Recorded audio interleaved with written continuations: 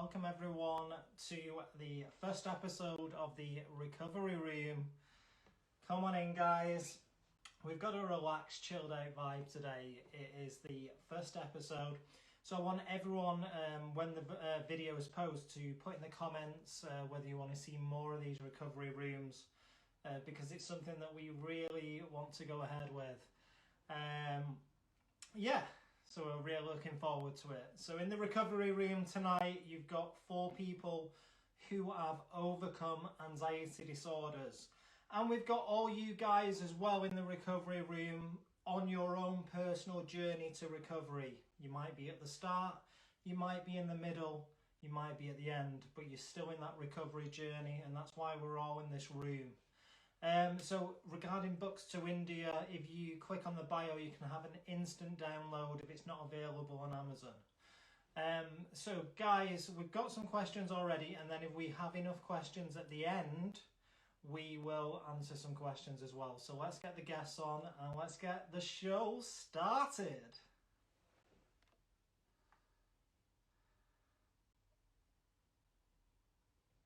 First up, you know him as the Naughty Northerner. It's our Joshua Fletcher, the co-host to the Untangle Your Anxiety, and here he is. His internet. Oh, it's perfect. It's a perfect internet. Oh, it's perfect. Yeah. So everyone, big up, round of applause for the Naughty Northerner. It's Joshua Fletcher. Hi, everyone.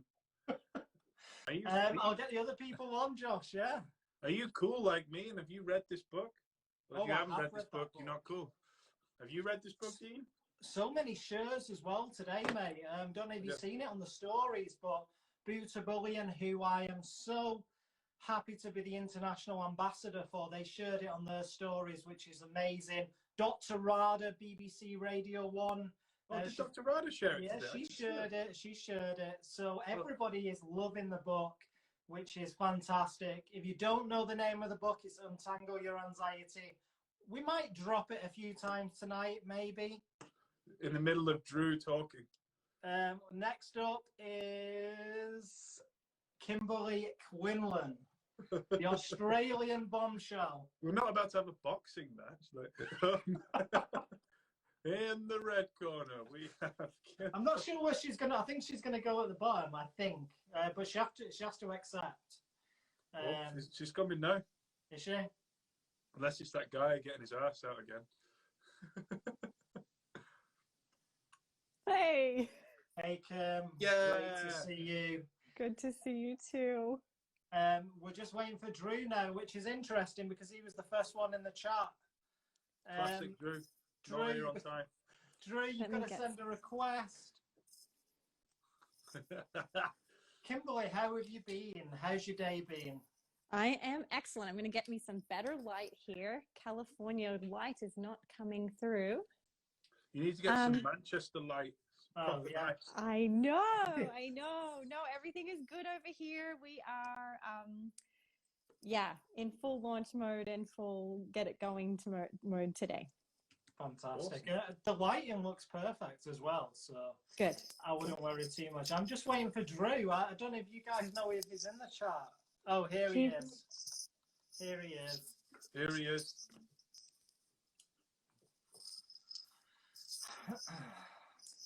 Come on, Drew. There he is. Oh, what up, peeps? Yeah. Right. And we've got Kermit in the background as well. We got Kermit in the background. I want a nickname. The naughty northerner, the Australian bombshell. I'll come up with something. Yeah, we need to come up with something, Dre. So thank you so much, guys, for coming on to the first episode of the Recovery Room. We called it the Recovery Room because we are 4 people who've overcome an anxiety disorder, but everyone who's in the chat as well, they're on their own journey to recovery. So I know you guys have been taking questions in through the stories. So if you guys just want to introduce yourselves, your Instagram pages and everything that you do. We'll start off with you, Josh. Hi, my name's Joshua Fletcher, also known as Anxiety Josh on Instagram. I'm a psychotherapist and author of now 3 best-selling books, Yes. I live in Manchester, the UK, and I'm part of Team Awesome, which includes Dean, Kimberly, and Drew. We hope you enjoy today. I'll stop talking like an automaton. I was enjoying. Please enjoy the ride. Yeah, I'm entertained. I don't know. It's all good. Kimberly, let's go with you. Sure. I am Kimberly Quinlan. I am also, let me try and get my voice. I am also a psychotherapist. Good try. I specialize in obsessive compulsive disorder and obsessive compulsive related disorders and eating disorders. And I am on Instagram under Kimberly Quinlan. Fantastic. And Drew, Yay. last but not I am least. Drew Linsalata. I am the creator and host of the Anxious Truth podcast and the author of this formerly best-selling book. I got to jump all over these guys or they're going to just, it's going to be book wars. Go ahead, do it, brother. I see that yellow. Do it. Go ahead, put it up there. I think I would like to be called the Ayatollah of rock and roll. Maybe that will be my the Ayatollah of rock and roll. The master of disaster. Yeah. Anyway, so I'm the creator and host of the Anxious Truth podcast and just happy to be with these three knuckleheads. I love these guys. So. And where can everyone find you on Instagram, Drew? Oh, I'm sorry, the.anxious.truth. That's where I am. Fantastic. Yeah, so I think if we just kick off by just say 3 questions that we got asked that we thought would be good to discuss. I'll kickstart and then we'll just start with Josh and then Kim and then Drew. And yeah, let's just see where the discussion takes us. And if we've got enough time at the end, we can answer some questions from the comments. If people have stuck around for that long. So the first question I want to bring to the table is, I developed the urge to clear my throat. Have you guys, especially the psychotherapists, heard this before? And if so, why am I just constantly throat clearing now? And do you have any advice on it? That's a Kim Quinlan question, that. Kim, go. Yeah, so okay, there are 2 common ways this may present itself clinically. Number 1, this may be what we would consider, and again, I would need to assess. So I'm just going to give you some education, and I want you to, of course, speak with your clinician or your doctor. But it could be what is better understood as like a tic disorder or a form of Tourette's, where there is a behavior that you do that's almost automatic. Sometimes you may feel like you have absolutely no control over that. There is treatment for it, and that's the benefit. So it could be understood as tic disorder, but there is another disorder that could be showing up, which is what we would call... With that disorder, Kim, would you be aware that you're doing it or not? Yes and no, depending on your awareness, and it depends on the tic. So tics can be either motor or vocal, right? So a tic might be blinking or like clearing of the throat like that. It could also be vocal. We know some people even have quite strong verbal tics. It could be even a swear word, right? Not, again, people make jokes, but this is a real disorder, and that you can sort of either in your control or out of your control be doing these types of behaviors. So that would be tic disorder, but we also know there's also what's called Tourettic OCD, which is where you're doing some kind of motor or vocal behavior to remove or reduce some anxiety or uncertainty that you have. So the Tourettic OCD is better understood as a behavior that you can control, that is something that you're doing to remove discomfort. Tic disorder is not better understood in that way, as it's sometimes something that's just very automatic. Some people even say that they do it without even feeling that they can have control over that behavior. No, that's wonderful. Drew, Josh, don't know if you want to jump in on that. No, I think it's a really good explanation. The guys in the comments saying sit down. I sit down all day. I'm a psychotherapist. Let me stand up. Every one of my lives done stood up. I'm not going to placate your anxiety for sitting down. Sorry, carry on, Drew. All I would say, one thing I'll just say for the sake of education is if it's tic disorder, we use habit.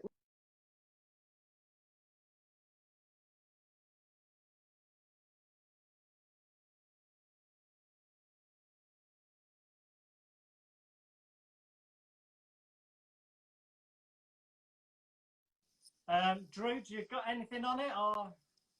I don't have, other than I've seen it quite a lot, but I can't anymore. Kim pretty much nailed it. Yeah. Brilliant. So the next Sorry, question, Dean, I might have to come back in, but my phone keeps locking itself. So I might have to come out and come back in again. If you'll allow me, that is. Yeah, go for it, mate. All right, no worries.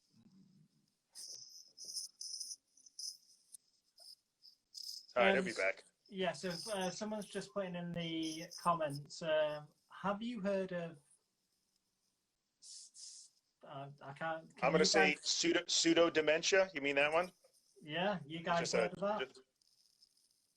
Pseudo dementia. I have not heard the term pseudo dementia before. No. That's not in my wheelhouse. Yeah, yeah. Dementia being an actual thing, but that's not what we're talking about. It may be pseudo in that they may want to clarify pseudo in that they have anxiety about it. In that respect, maybe. Almost or like they're worried. They're worried that they. Yeah, right. Maybe I've not heard the term though.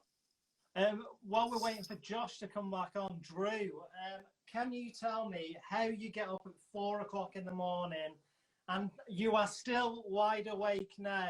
You look more awake than me. How do you do it? What's the secret? That is, you have to be made of titanium and hellfire. So you start your morning drinking coffee out of a skull, and you go from there. So I didn't plan to get up at 4 o'clock in the morning. That's not a usual thing. It just happened to be the way it was today. So I'm doing all right. I'm feeling pretty good. If I pass out in the middle, just sweep me to the side and let somebody else talk. Oh, fantastic. Josh, you're back, yeah? Sorry, thank you. Yeah, so the next question is, do you have thoughts on general anxiety that simmers out during the day that affects my memory and focus? And have you guys experienced that before? And would you have any tips on that? Kim, we'll start with you because you're at the top now again. Sure. So are they saying it simmers out throughout the day? Yeah, so like you'll go to work, you'll have this simmer of anxiety in the background, so it's never reaching the full fight or flight, but say they're working at a desk, at an office desk, they've got this uncomfortable feeling at the desk that they know is there, and it's really putting them off the concentration of answering to emails or just dealing with everyday work life. Right. Yeah. So what I would say is people commonly demonstrate anxiety that's stronger in the morning or stronger in the evening. And then it does simmer out as you get through the day, and you can be relieved of the stress of the day. And some people have it the opposite if they're anticipating sleep. A lot of this regarding concentration is that when we are in a heightened state of anxiety, it actually isn't just you. There is some struggles with the brain connecting to the part of your brain that concentrates. We understand that. But the good news is there are skills to help connect back with sort of being able to concentrate, which is often around mindfulness, right? So even though I think my main thing is don't try to make the anxiety go away, the trick is often to acknowledge that it's there and just one by one bring your attention back to the present. What does the keyboard feel like under your fingertips? What do the sounds of the keyboard or the person in front of you sound like? And do your best to bring it back.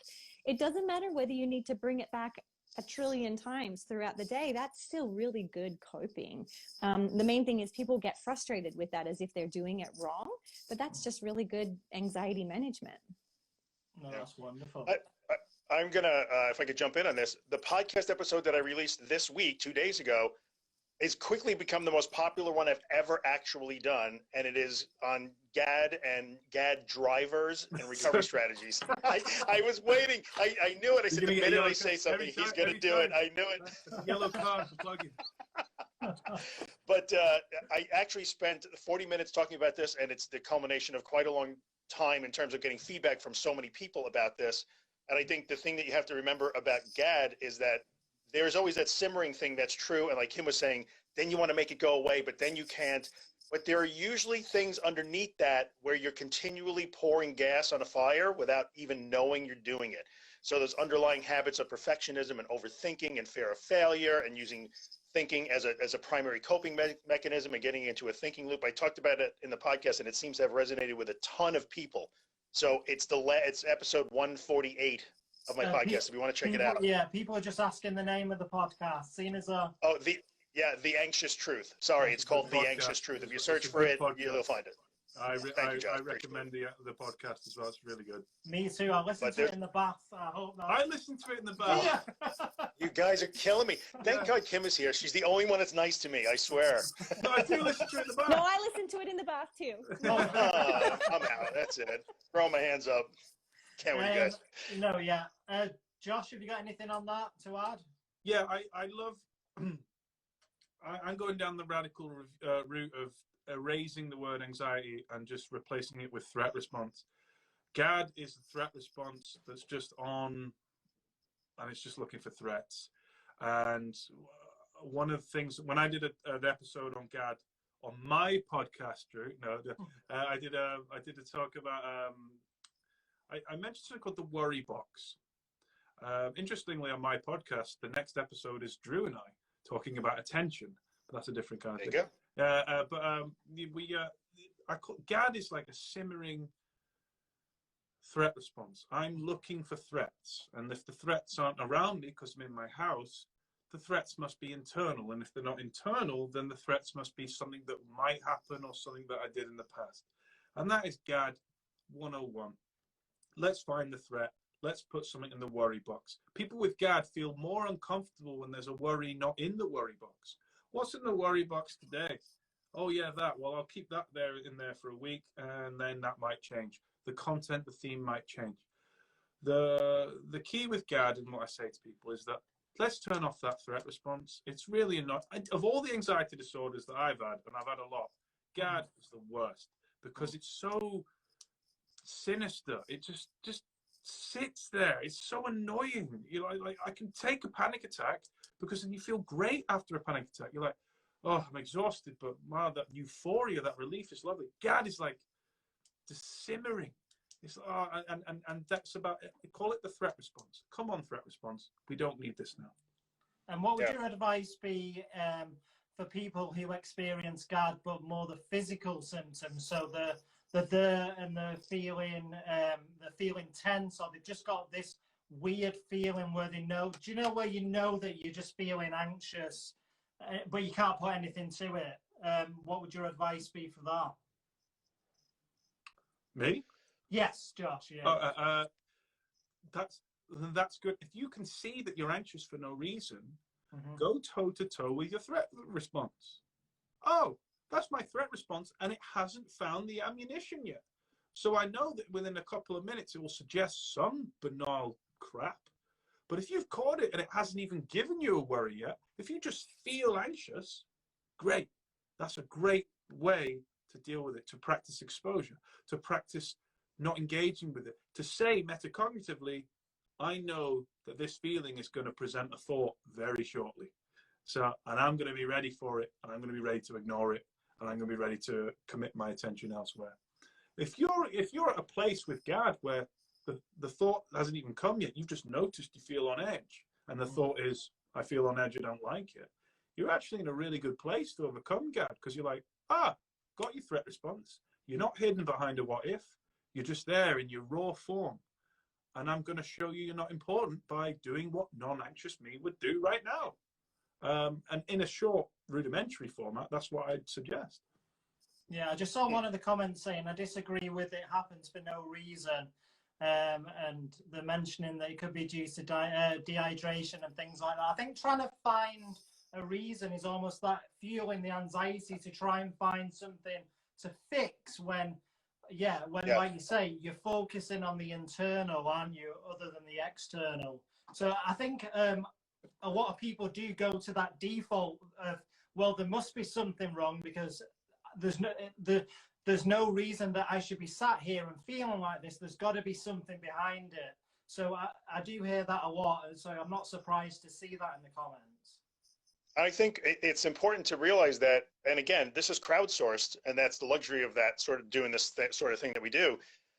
If you ask 10 people or 100 people with GAD, do you identify with these particular traits? 80% of them are going to say, yes, I'm an overthinker, I'm an overplanner, I'm a worrier, I'm a WOR warrior. I'm a perfectionist. I love too much. I'm a caretaker. I have hyper responsibility.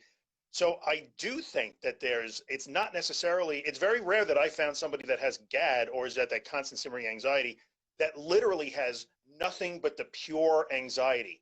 There's always some habit underneath that what Dean was saying leads them to, I have to fix this. I have to fix this. I have to fix this. I have to fix this. And so it's just this cycle that keeps continuing. So I'm not going to say that there's nothing underneath it. I think there are, in a lot of cases, a lot of things underneath it. But what Josh is saying is still correct. Your response to it has to be that. It has to be. But I think also understanding some of those cognitive habits that I think fuel it is important, and being able to start to break those things. Like, you don't have to be constantly thinking, worrying, planning, being right, caretaking. You can fix those. You can not fix those, you can change those things. And it could ultimately just be the fear of discomfort, can't it, Drew? Like, I just fear being uncomfortable.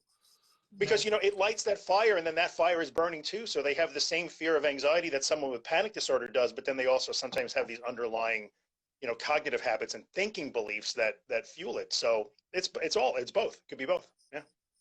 Anyway, let's get it. So my final question was, even with all the tools that I've developed over the years, the intrusive thoughts are still strong. Do you have any advice on this? And it's a really good question, because Josh, I know exactly what your answer is going to be, but Kim, we'll start with you. Oh no, I think Kim's the OCD specialist in the house. I just know what your answer is going to be. I think I'm spending too much time with you, Josh. Yes, leave me alone, Dean. Stop it. You don't know me. You don't know me.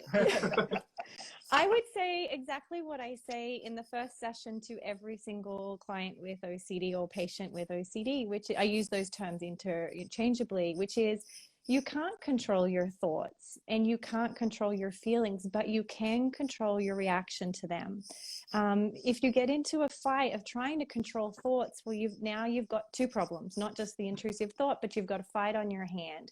And so I would often encourage clients to instead, don't put your attention on how to get rid of the thoughts, because we know scientific base is thought suppression doesn't work. In fact, thought suppression makes it worse. The more, if we could do an experiment and say, everyone try not to think of a white elephant, and everyone would start thinking about a white elephant just because they're trying not to.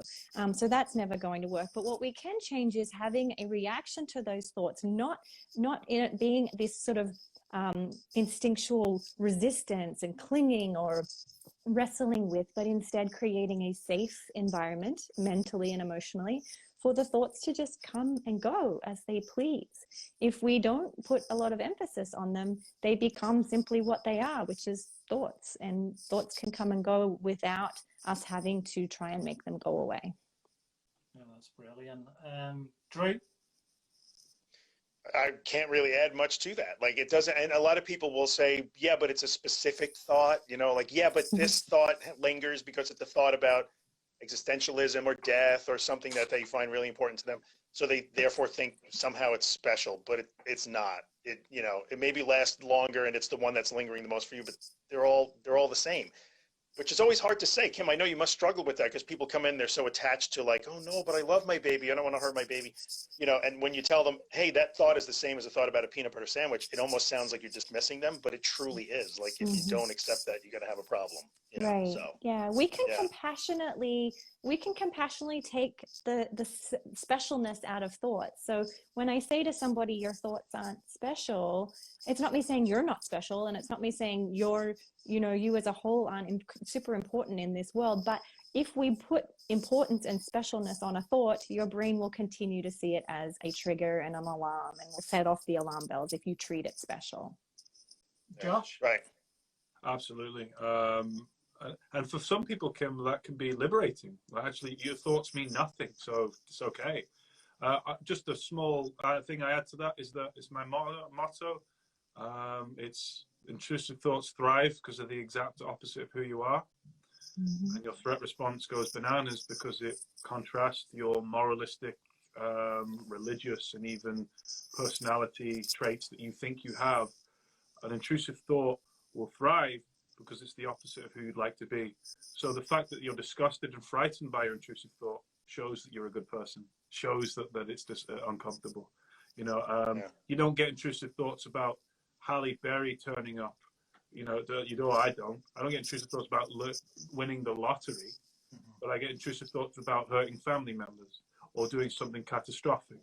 And therefore, I'm having this thought because it's the opposite of who I am. And you won't act on it and you won't lose control. You never do. And exactly, and by the threat response going off to that intrusive thought, like you said, it just shows that it's the complete opposite to you're scared of it, aren't you? Because it's not you. So, yeah, I knew that's what you were going to answer with, Josh. Kim, have you got any questions from your community? Sure, yeah, I do. I love these questions, by the way, because I think it really gets to the crux of what so many people are handling. So I brought up the ones that were most commonly asked. So here we go.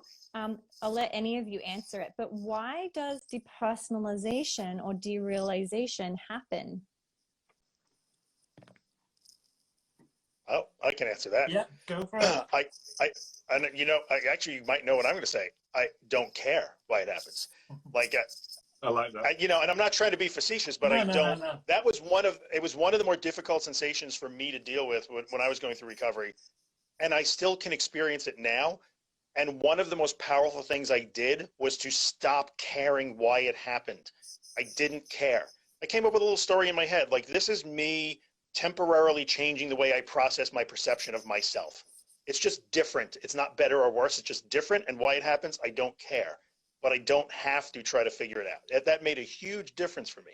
So when people ask me that question, like, why did it happen to you? I say, I don't know. And that really helped, saying, I don't know why it happened, but it's how I dealt with it mattered more than anything else. So just That's having my that change question. of perception, Drew, when you changed and reframed it to I don't care, when you started doing that straight away, did you experience a response, or did you have to continually change your mindset over a set period of time? I had to, it didn't immediately make it go away or anything like that, because none of this makes anything immediately go away. But that certainly made it easy for me to just say, when it happens, it happens. And all the evidence shows me that I'm still driving the car. And what I stopped doing, so for instance, it used to happen to me in the car a lot. So I would start to count, the bumps on the steering wheel. I would count those. Am I feeling those? I would turn the radio way up. Am I really hearing that?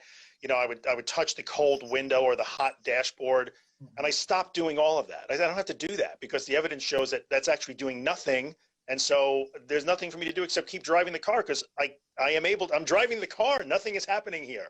That made it easier for me to do that. Not trying to analyze it and say, what is this? Why is it happening? Got to figure it out. I stopped trying to figure it out, and I just let it happen. And then it started going away. So just like everything else we talked about. Drew, I know you like this. It's the paradox of recovery, where we dislike depersonalization and derealization so much that we monitor for the moment that it disappears. And yet it's impossible to monitor the moment anxiety or derealization, depersonalization disappears. So why, like Drew in this car, why are you monitoring? Why monitor for the moment derealization, depersonalization disappears? Because it will not disappear if you're threat monitoring it. So you have to trust that your body will bring you back to a state of balance. And when your body is back in a state of balance, those feelings disappear. And I've had that derealization for 6 months straight.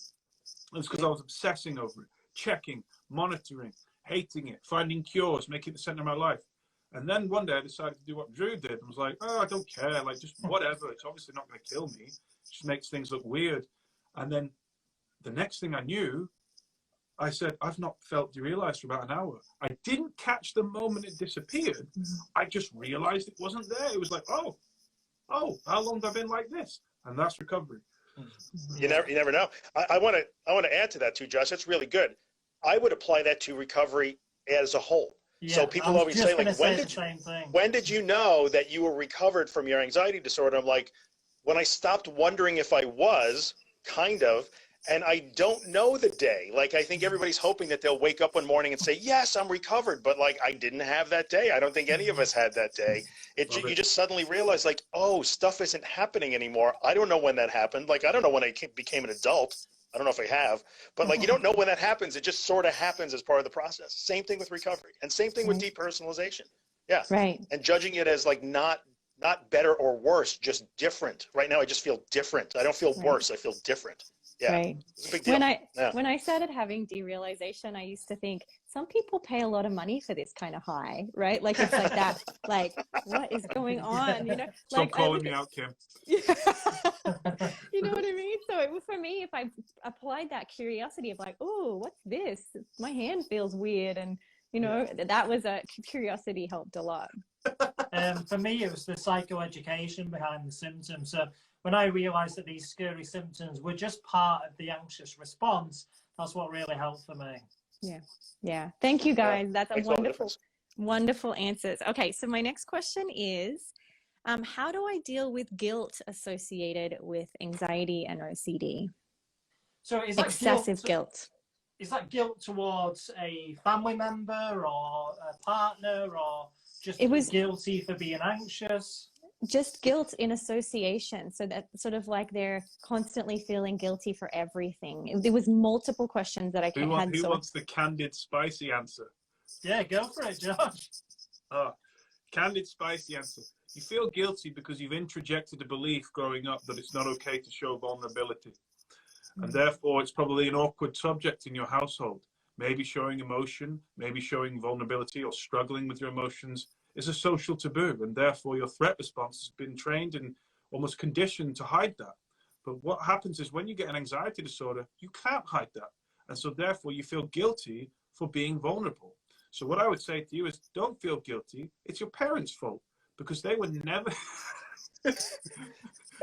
It's the people around you's fault because they should model that it's okay to be vulnerable. Yeah. If you grew up in a household where it's okay to be vulnerable, you're not going to feel guilty for shit. You'll be like, I feel vulnerable, mom, dad, brother. I feel vulnerable. Okay, what's up? Okay, well, that's okay to be vulnerable. It's okay to be anxious. Let's have a talk through that.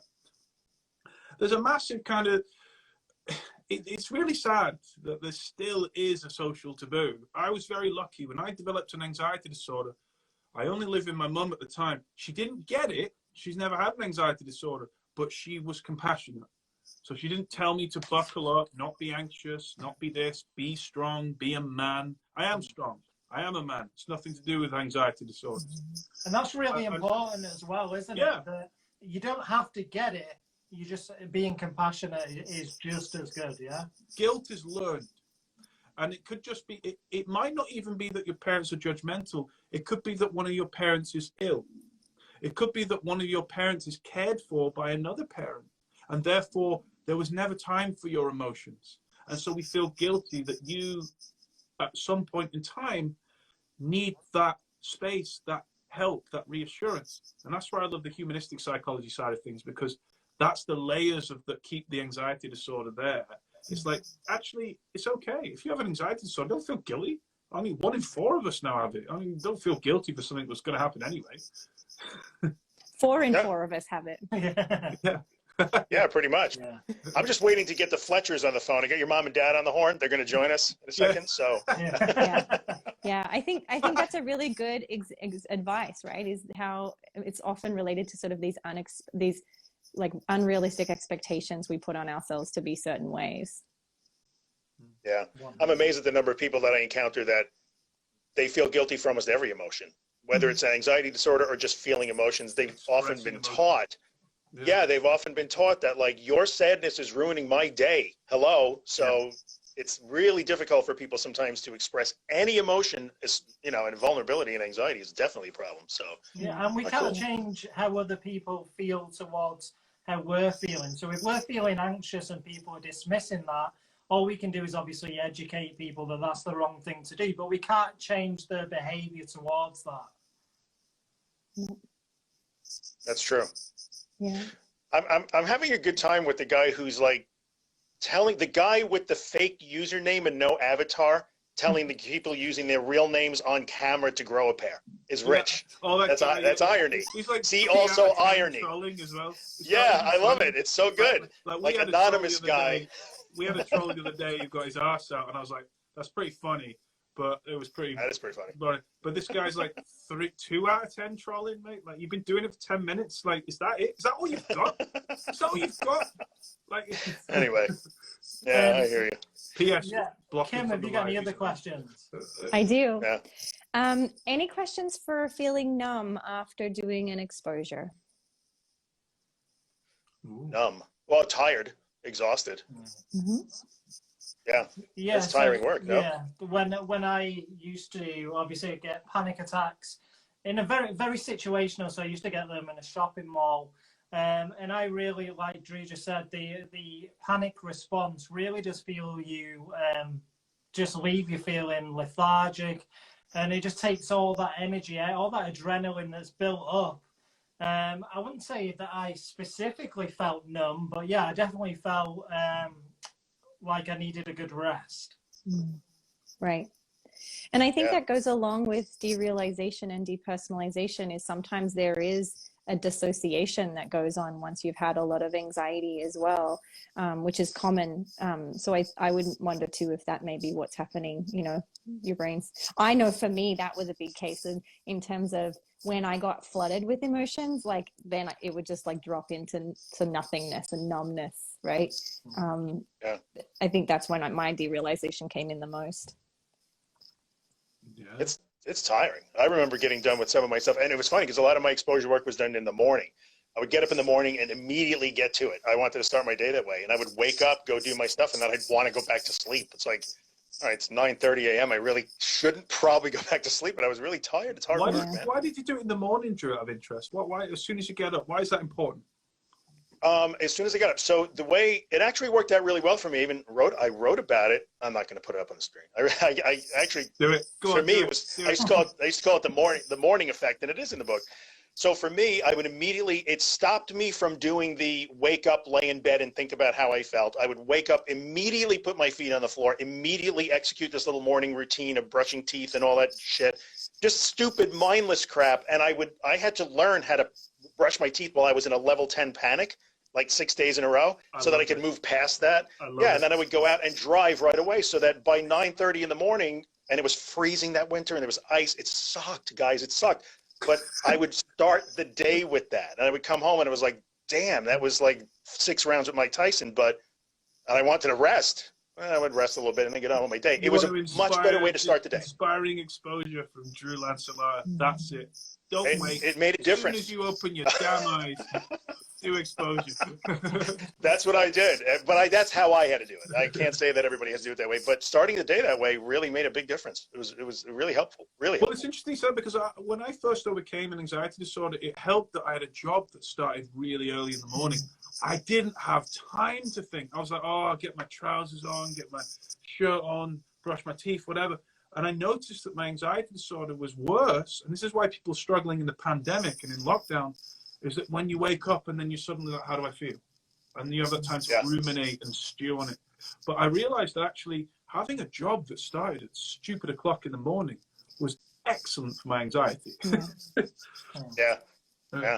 Yeah, that ruminating thing, or like, let me just lay and see how I scan, and let me see what the day is going to be. Is anything going to take me out of my comfort zone today?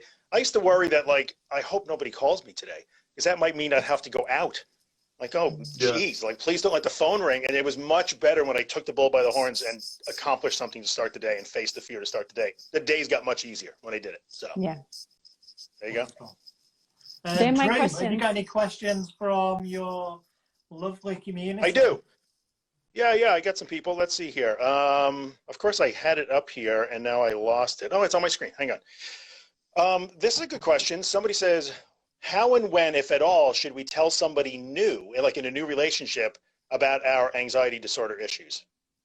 Anybody want to take that? Yeah. How would you do that? I think that's a very good question. I think it has to come when you feel comfortable, but you should never hide something that you're going through, because if you start off hiding it, I think that's really, no one should do that at all.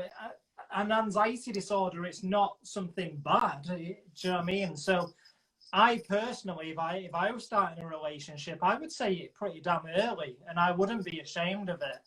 Now, I know that a lot of people do feel that shame and feel like they can't be open about it. But when you are open about it, what you find is that it actually helps the anxiety for yourself as well, and helps to reduce it. So yeah, that'd be my tip. Also, with a haircut like that, you're going to have that confidence to say that.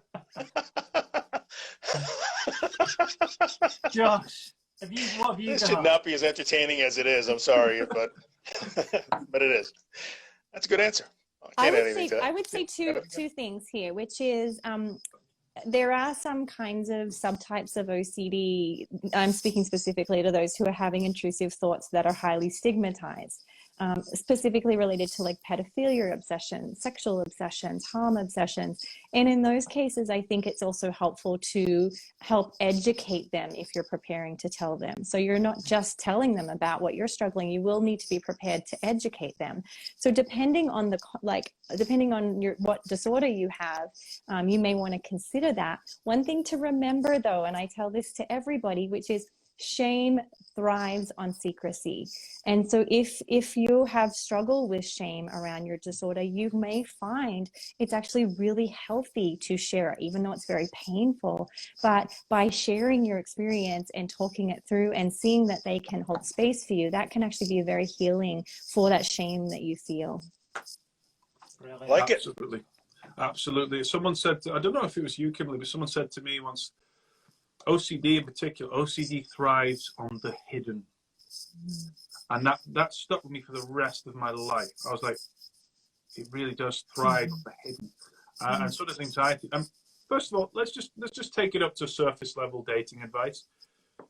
If you're on a date with someone and you say, you know what, I'm overcoming an anxiety disorder, and they find that and they're judgmental of that, then you've done yourself a favor. Go find the next person. What a piece of shit that person is if they're judging you because you're overcoming an anxiety disorder. You want to spend the rest of your life with someone who judges you on that? God, what an idiot. Go, do yourself a favor and don't value yourself through their judgment because they're an idiot and you're not. Sorry, that's the end of my At a minimum, I'm not sharing my French fries with that person. At a minimum. They don't deserve the French fries. Yeah.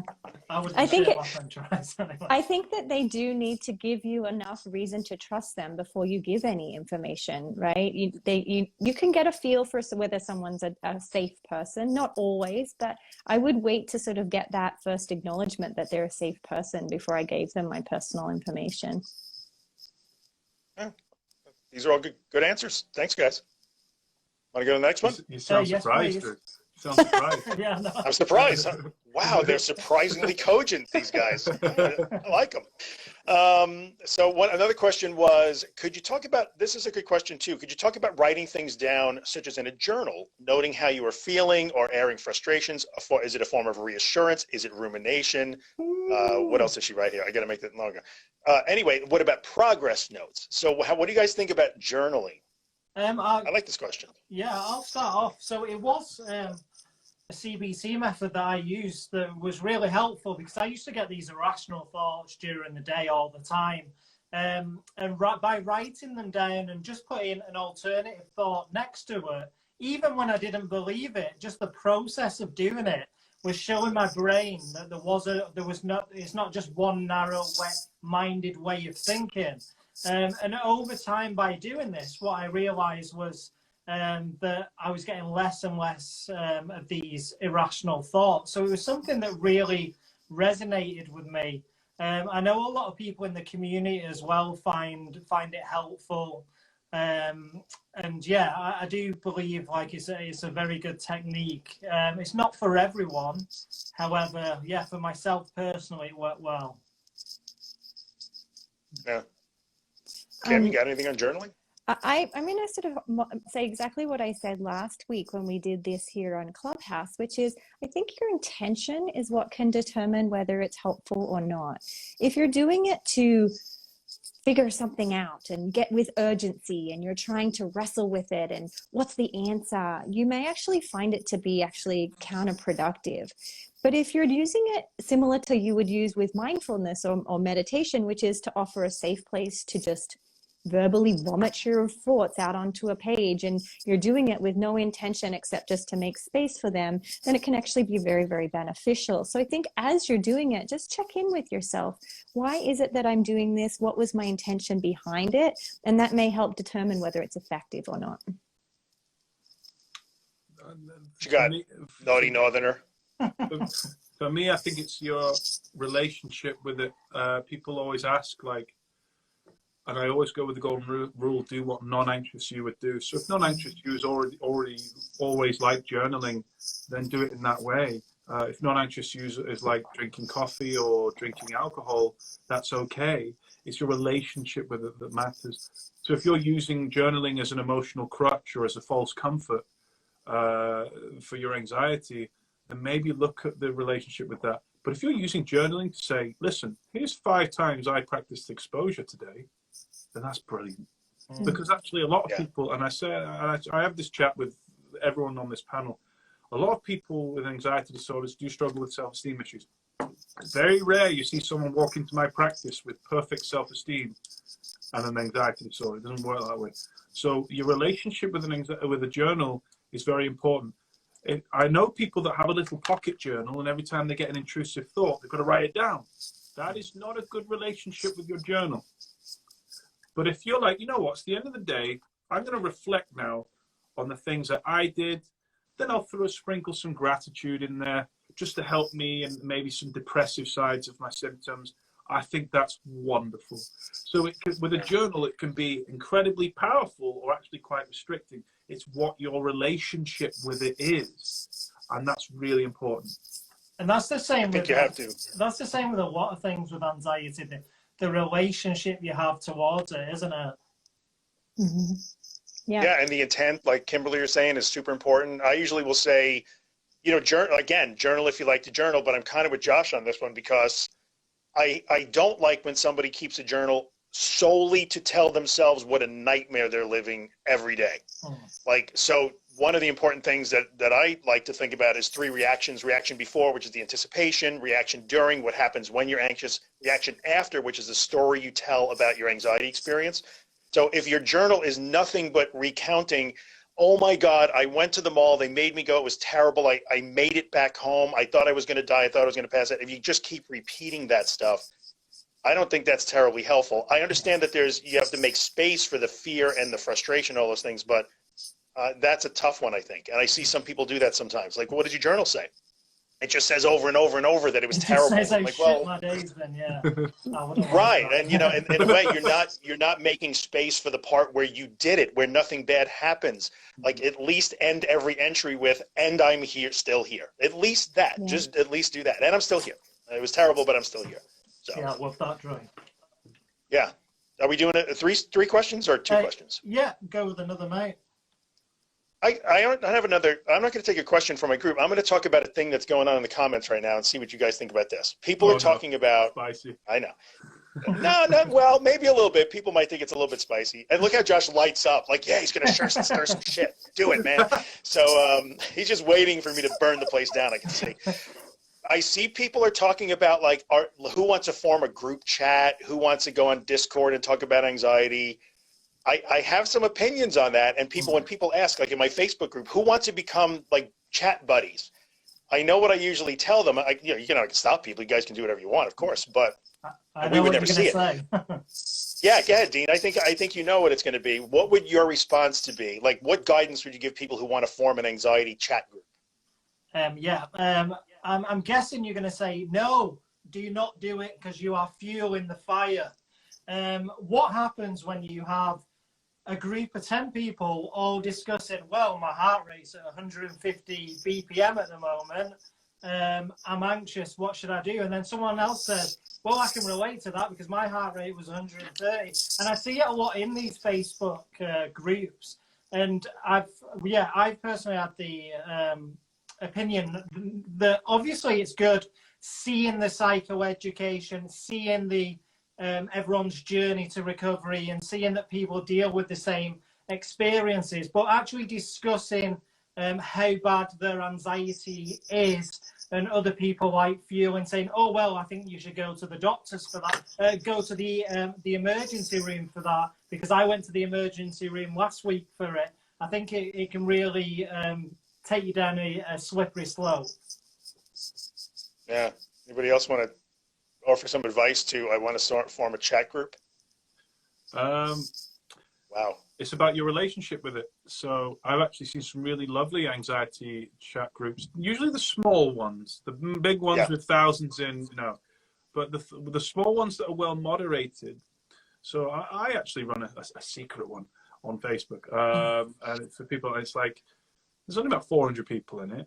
and there's very strict rules, and it's really nice. So for example, the other day someone said, I do struggle with an anxiety disorder, but I'm worried about my vaccine. And the responses were beautiful. They said, you're not worried about the vaccine, you're worried about how it will make you feel. And I just sat back and I was like, isn't that great? I'm not needed here. So it actually depends on who's running the chat group. I've seen so many groups not like that. I am forming a cult. Wait till you see the haircuts. Speaking of haircuts, it's going to be I think it depends on the group. I mean, I have a Facebook group as well, and we have policies before you get in. Like, this is not for reassurance. This is not for you to verbally just vent out your struggles. This is for, support, because a lot of people want a group because they want to feel less alone. I think that, look at 4 of us, we're educating all day long. No crime in that. No, we're educating. The education is there now, and it wasn't 3 years ago, and it is now. But I think people are looking for groups for a sense of, am I alone? Is there somebody else who's going through that? As long as there's rules and criteria that keep it to be not just a support group, but to have good, healthy therapeutic boundaries, well, then you should be somewhat okay. But I agree with what you guys are saying. But also, somebody has to be willing to keep that in check. Moderate. Okay, moderate, right. Those groups, though, is that they do become a source of compulsive reassurance. Mm-hmm. Every time, like the journal question, and it goes back to your relationship with these groups, your relationship with your journal. If the group becomes like your journal and just a place for you to offload the fear that surrounds your compulsion, that is not good. That is not good for you, and therefore come away from that. One of the stipulations I have when people work with me in my practice is that leave all of those, leave all the forums, leave everything. You work with me and me alone. But if you're going on Tuesday going, hey everyone, I found I've got a twinge in my arm on Thursday, is this bad? Then that means you're thanking the anxious response for that fear. And therefore what you've got, and I've been there, I've been on these forums for years going, I've had this, I need reassurance, but I've been there. That's why I put the mocking voice. The mocking voice is me, and it's like, what is your relationship with this? And genuinely, that's the answer to most things when people say, what do you think about this? What do you think about this? And I go, what's your relationship with it? I love that. Right. Yeah, we work really hard. Like my Facebook has over 6,000 people in it now. It's big, but I have an entire team of moderators and like admins that keep it on point, because it's super common when people form a group, somebody will roll in and say, oh man, like I have this, like you said, my arm is tingling, and a bunch of other people, they think they're helping, and I so appreciate that they want to help each other, and they're rolling and say, oh, it's nothing, you pulled a muscle, did you go to the gym today, do you have any shoulder injuries? They're feeding right in. So somebody roll into the group and say, please reassure me, and everybody does, because they're trying to be super nice. So you have to really have somebody who's willing to stay at the rudder and say, no, we don't do that here. So if you form a group, just be careful that it doesn't become a soothing group, nothing but soothing, because that's kind of counterproductive. Yeah, so just make sure that it doesn't become an emotional crutch, isn't it? Yeah, kind of. Yeah. Josh, have you got any questions? Yeah, I had a few questions that came in, and it'll be interesting to see what you guys thought about it. Particularly, well, the first one is this. I suffer from compulsions, but they're entirely mental. Mental compulsions. How do I practice exposure with mental compulsions when it's all taking place inside my head? Which is a great question. I was like, give us an Can I go? Yeah, go. Okay, so let me do this. Okay, so the thing to remember here is we don't expose to compulsions. We do exposures to obsessions. The compulsion is where we practice response prevention. So if you have a fear of dogs and your compulsion is to avoid dogs, we don't expose you to the avoidance, we expose you to the dog, just using that as an example. And we practice when we're around the dog, not engaging in any avoidant behaviors. So if someone's doing a mental compulsion, which is a very common unseen compulsion, some people don't know they have OCD or an anxiety disorder because they're not jumping over cracks or washing their hands like Hollywood style OCD. So when they're having these mental compulsions, the ERP is to identify what is the core fear. You expose to that, and then you practice then not engaging in mental rumination, mental checking, any kind of mental behavior then. Now, in order to identify the fear, you may find that you can't expose yourself to your fear. What if your fear is maybe I hurt my baby? I'm never going to tell a client, oh, it's fine, just do the exposure and harm your baby as an experiment. That makes zero sense, and it goes against your values. So what we would do is we would then write a story about you harming your baby, read a news article about someone who did, watch a movie of someone. These are just examples. I know they sound extreme, but we do this within a clinical experiment. So you would expose yourself to the thought that causes you anxiety. The response prevention would be done on the mental compulsion, which would be to practice engaging, as Josh would say, do what the non-anxious you would then do. So that's how ERP works. That's brilliant. You're not going to get any better advice than that on the internet today. Yeah. That was lovely. You guys are speechless. Yeah, no, that was never seen that. Yeah, can't add anything more to that. It was a great response, Ken. I can go on to the That's next a great question. response. Just full stop. Next question. Next. The next question I received was,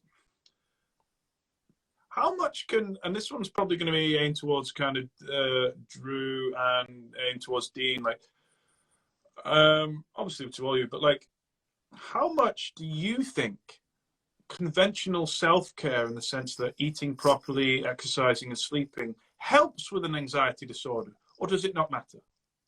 Yeah, I'll start off, Drew, then I'll let you come in. It's good for your overall health and well-being. So if you want to get fit because you want to be, do you know what I mean, feeling fitter and eating healthier, then good for you. Who's to say that you shouldn't do that? If you want to practice mindfulness because you want to learn how to bring your attention and focus in, that's going to help you with an anxiety disorder as a side effect. But if you're using these things as specific tools to fix anxiety, then that could take down a different path. So myself, and I know Drew did as well, we felt the benefits from exercise. So I went to the gym, and then I used to go in the morning, and that really did set me up for the first few hours, because on a natural high of them endorphins coming out of the gym was really good, and it really brought my stress level down. But I did it as part of my routine and not as part of my medication to fix an anxiety disorder. Yeah, it's a great answer. I would say that, you know, in terms of like the traditional or most popular self-care things, first of all, I would say one of the most amazing acts of self-care that you can engage in is to actually do something difficult and learn from it. Like, that's self-care also. But what I feel like is one of the problems that we have in the disorders that we're always addressing is, if you give an agoraphobic the choice between driving to the supermarket and sitting in that discomfort for 15 minutes or taking a hot bath and drinking chamomile tea, which do you think the agoraphobic will pick? Now, I'm not saying to not do that, but maybe do the hard work first and then use that self-care stuff as a reward or just something that enhances your life in general. And you might like chamomile tea for the rest of your life. That's totally fine, and salt baths and all that kind of stuff. But I don't like to say this because nobody has to earn self-care. That's not true. So I don't mean to say that, but I always found for me, like when I wanted to really rest, I would say, well, let me do something. Let me just go and make the bed, or let me vacuum the house, or something small, and then I will just sit and zone, because I've been working really hard at this, and I do deserve some time off. I do deserve that. I'm a human being. I get to rest. But we can't default to traditional and popular self-care tools as our primary recovery mechanism, because they will not fix anything. That's my take on that. Kim? Incorporate them. Don't rely on them. Kim, have you got anything? I disagree. No, I think that that's exactly it. I think that there's, a good, something you may want to Google is the Healthy Mind Platter by Dan Siegel. He's one of the most well-known neuropsychologists. And he talks about how for just like the healthy food pyramid, you remember the old healthy food pyramid? There's a healthy Sure. mind platter that they developed, which involves, you do need those things, but that shouldn't be the bulk of your treatment. Your bulk of your treatment involves other therapy and things like that. So yeah. What are your guys' go-to self-care things you do, just out of interest? I knew it. Writing a book. Writing a book. That wasn't. I figured it was either going to be the book or a beer. I wasn't sure which one you were going for. Josh is like, it's writing a book and reading a book. This book. It has to be this book. Only don't read any other book. So good. For me, it's therapy. I go to therapy. For me, it's, nature is a really big one for me, especially because I am a therapist and I do a lot of having to download people's stuff. And so for me, it's sort of, that's my offloading it. But I also think that for me, I'm not opposed to if I'm feeling sad to cry. That's sometimes my favorite. And mainly I say that because I want to make sure everyone understands that there's no weakness in that. That doesn't mean I'm falling apart. It means it's a way for me to just let it out. And then that's what I do. It's an emotional regulator. Yeah. That helps. Drew, have you got any go-tos? I guess some of my go-tos would be I always try and move every day. So every day I have 3 things on my to-do list. I have move, learn, and disconnect. So every day I have to move. Every day I try and learn something. I read a few pages of a book, or I watch a lecture or something, or I watch maybe a little bit of ERP school to learn, I do that. I logged onto ERP school today. And I take time. Well. Yes, everybody should go to ERP school. It's where all the cool kids hang out, really. School, check it out. It's really good. I was browsing. Definitely. Yeah, and then take time to disconnect. I do those 3 things every day, and I find that when I do them and I try not to miss them, it's just better. And the disconnection time, definitely, at least an hour or so to just not talk to anybody and just chill. It helps. I'm guessing, Drew, you've done 2 of them, and you still haven't disconnected yet today, yeah? I don't know. This feels a little disconnected. I don't know how you guys feel, I love that. Instagram was down for that short moment. Yeah. Yeah, and it's funny. I get a text from Kim. Instagram is down. I'm like, I know, and I have my feet up. Drew, I'm very happy right now. Do you at all listen to your podcast while you're in the bath? Oh, God, you guys are killing me. I never listen to my own podcast, especially not in the bath. Oh, that's disturbing. I need a safe place. Josh, what do you do for self-care, aside from cracking jokes? Self-care for me looks like I love playing video games. I will go out for a walk. I will read audiobooks. One of my favorite self-care ones is cleaning the house with an audiobook in at a slow pace. I don't clean it very fast. I'm like, well, this is great. I can enjoy an audiobook. You enjoy cleaning? With an audiobook in, I do, because it feels like I've cheated it. I've cheated the chore. I'm like, you think I'm doing a chore? No, I'm listening to my audio. Yeah, you're sticking it to the man. That's what you're doing right there. I like it. Why do one thing when you can do 2? Self-care for me is socializing, giving myself permission to be in first gear. So I often talk about the gear analogy, where a lot of anxious people, particularly with GAD, they operate in 3rd, 4th, 5th gear. But self-care for anyone is giving yourself permission to be in 1st or 2nd gear. And that some days I don't even get dressed, not because I'm in a depressive slump, because I'm like, I just want to be lazy today. I'm going to lie in bed, give my nerves a rest. I have the echoes of Claire Week's voice in my head saying, those nerves need resting. And I remember that, and I give myself permission to do that. But people with esteem issues, they're always like, the next thing, the next thing, the next thing, the next thing, the next thing. And don't get me wrong, I am ambitious. I'm incredibly ambitious. But there's 1 day, 2 days a week even, where I'm like, nah, that can be parked for now. because I know I'll have a clearer state of mind, more clarity when my brain and my nerves and my muscles are rested. There you go, Josh. Someone wants you to add him on Xbox Live. Eric wants a game with you, dude. I own a PlayStation because I'm an alpha. You're a beta. Xbox beta. There we go.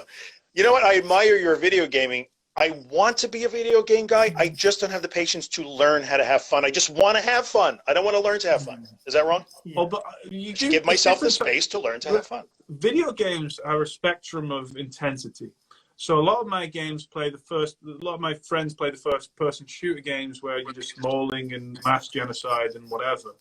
That isn't calming for me. So I find a nice first-person shooter, usually on the Nintendo, like Zelda or something, where I get engrossed. You get lost in the story. You get lost, and that is a beautiful switch off for me. So when people say, "Oh, video games," it encapsulates a spectrum of games that you can absorb yourself into, and I like video games. I'm all for that. I'm not all for the, "Oh, you do this, do that." When I used to work with autistic children, Minecraft was brilliant for autistic children because it's about creativity, it's about calmness, it's about exploring creativity. It was brilliant, but that unfortunately gets branded in the same group as first-person shooters, Grand Theft Auto, killing, and whatever. Video games are a massive spectrum, and I love switching off to a lovely game that I absorb myself into, and I just go into another world for a bit, and I think it's wonderful, with the odd dismembering of limbs. Yeah, I just like... I'm with Drew. Video games aren't really my go-to thing, but you just crap at it. You both crap. Maybe you just can't handle it. That's true. I freely admit I'm going to get smoked by the average 7-year-old on PlayStation. It's just going to happen. So, I just think it's a great form of mindfulness.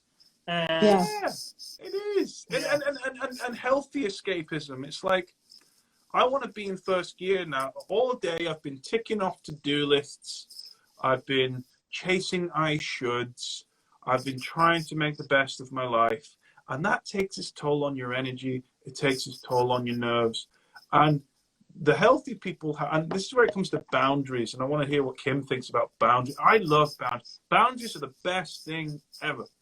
Even when you're recovering from an anxiety disorder, if you get up like Drew at 6 a.m. in the morning and hike, he does the Wim Hof method through the ice mountains because he wants to try to get better. 4 a.m. You need that. I earned those 2 hours, brother. You want to get back, and you deserve some time for you. I'm going to sit down and watch something absolutely crap on Netflix.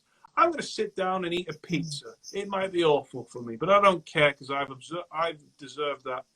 And I climbed a mountain. I followed Drew Lancelas's advice, and I got up. And now I'm tired, and now I need some time for me. Brilliant, guys. I agree. Yeah. I agree with the boundaries. Yes. Sorry, Kim. He did ask you the question. He likes to. Yeah. What are people saying? They love your enthusiasm and passion for video games, Josh.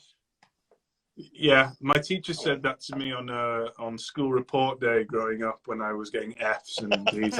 We love his passion for video games. It's a shame he can't write. But what have you got to say to them teachers who told you couldn't write now, huh? To be honest, my teachers are really nice to me. I don't really like that.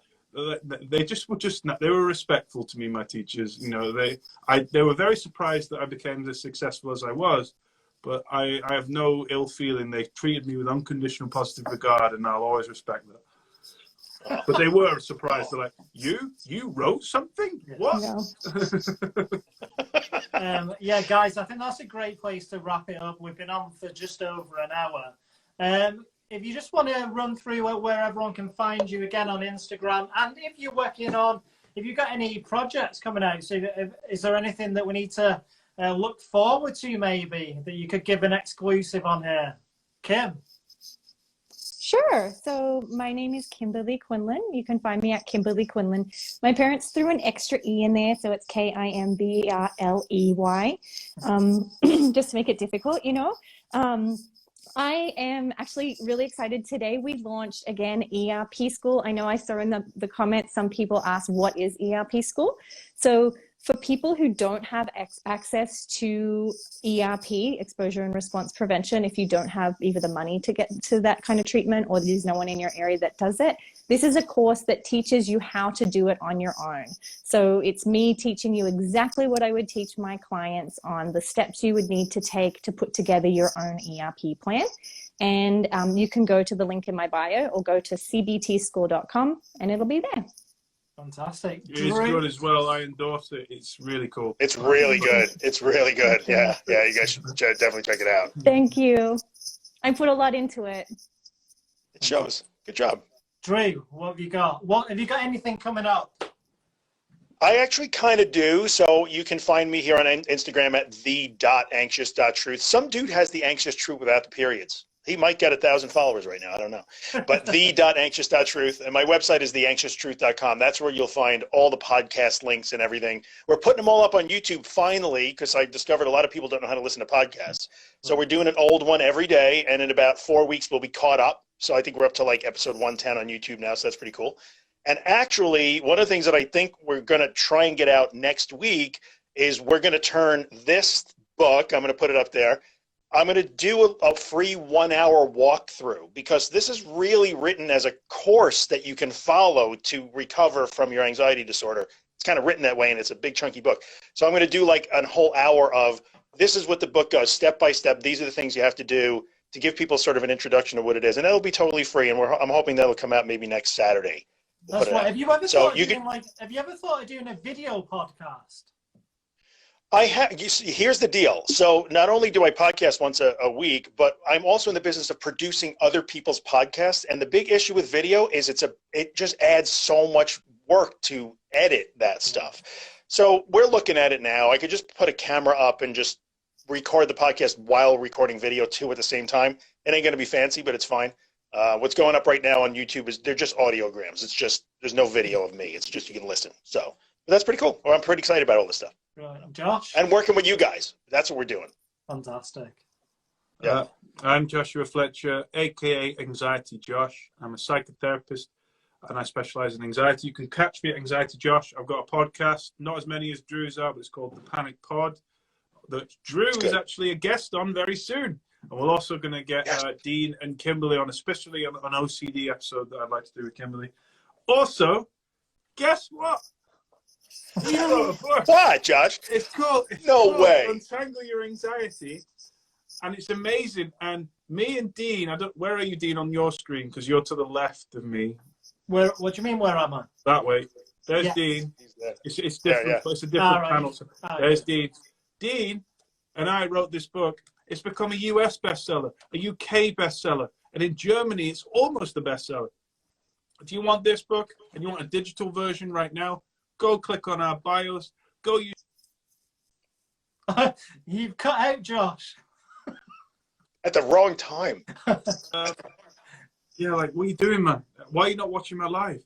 And yeah, you go use the coupon code IG Live and get 10% off the book, or impress your friends and loved ones with a paperback. No, wonderful. Awesome. So for everyone who didn't hear, it's IG Live in Josh's and my bio. So if it's not on your Amazon in the country that you're in, you can get an instant download. And in the coupon section, just type in IG Live. But yeah, thank you so much. I really enjoyed you guys coming on. You know how much I appreciate all of you. Even Kermit in the background, I appreciate you too. I haven't. He's everywhere. Oh, sorry. But yeah, thank you so much. And hopefully we'll do this again next week. Thanks, guys. Yeah, it's great. Thanks, wonderful. guys. Appreciate it. Yeah. Thank you. Take Bye-bye. care. Later, peeps. Happy Friday. Happy Friday. Yay. Happy Friday.